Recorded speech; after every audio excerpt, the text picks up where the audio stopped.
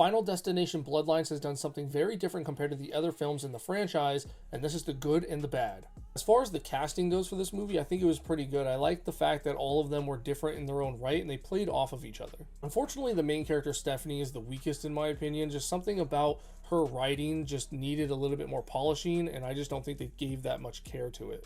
The best character, hands down, is Richard Harmon as Eric. I loved absolutely everything about this character. Every scene he was in, I was locked in. Of course, paying respects to the legendary Tony Todd for coming back to the franchise after all these years, even though he was sick with cancer when filming this movie. He only has one scene in the whole thing and is probably the most powerful scene in the entire movie. Like, this picture will go down in Final Destination history. Also, very fun fact, Final Destination Bloodline has broken a record. It is the oldest woman to ever be set on fire for a scene in a movie. She was 71 years old. Absolutely astonishing.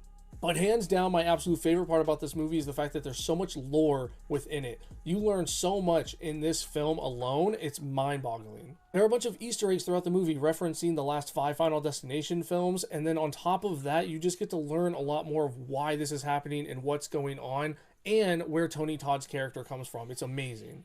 My biggest negative for this movie has to be that they showed 2 different funerals, and I just think that derailed the pacing of the movie as a whole. As someone who's been to more funerals than he'd like to admit, these things take time. This at least took a week to a month, somewhere in between there, to set up a funeral.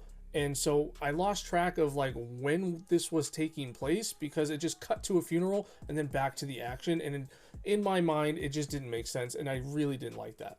As someone who absolutely loves the Final Destination franchise, this movie was honestly no different. It's definitely not my favorite out of the 6, but it was still a fun watch. If you guys would like a spoiler review, just let me know, because I do have thoughts about a lot of stuff that happened within the film, so I'd love to talk about it if you guys want to hear about it. And last thing, can I be your movie guy?